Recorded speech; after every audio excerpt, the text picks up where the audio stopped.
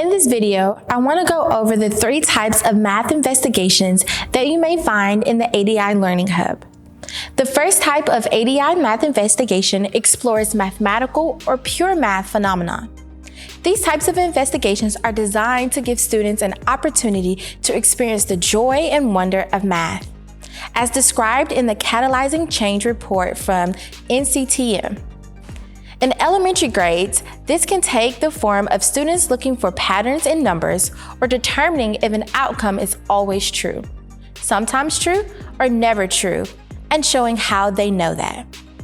Students might be asked to determine the rule or algorithm underlining a numerical sequence.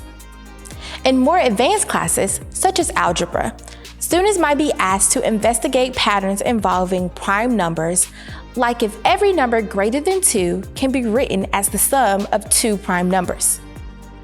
This is still an open question in mathematics, so students are tasked with thinking about authentic mathematical questions and beginning to differentiate between conjecture, proof, and theorem. The second type and third type of ADI investigations are applied mathematical investigations, where students use essential concepts and practices as tools to answer questions in either a natural or social context. Applied math investigations focus on the natural world, provide students with opportunities to use mathematical practices and essential concepts to answer questions about things or events observed in the natural world. A math investigation that focuses on a natural phenomenon might ask students to see if there's a relationship between the perimeter or area of a meadow and the size of a herd of sheep that the meadow can support. Students will use the idea of measurement, addition, multiplication, and division to answer this question. For students in older grades, they might be asked to predict the strength of an electromagnet based on the number of batteries and turns of a wire.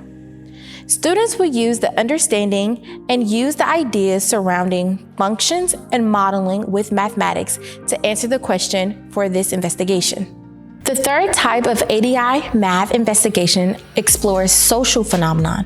These applied math investigations provide students with an opportunity to use math practices and essential concepts to understand, critique, or even change the structure, system, and policies that influence the decisions that people make or what people can and cannot do in a given country, state, city, or community.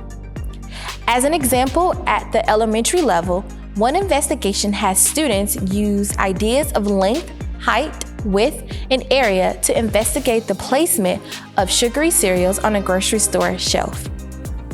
In older grades, the investigations on the number of polling locations in Georgia during the 2020 presidential election require students to use ideas surrounding ratios and unit rates to determine how many polling locations and polling machines are needed in Atlanta to reduce the time it takes people to vote.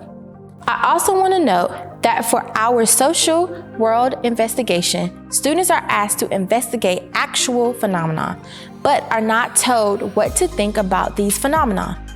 In the polling locations in Georgia investigation, for example, students are introduced to an issue that was frequently in the news in the fall of 2020, not just in Atlanta, but across the country.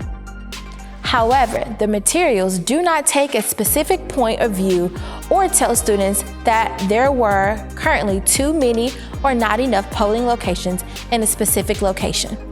Students can come to multiple conclusions in the social investigation as long as they use mathematics to support their ideas.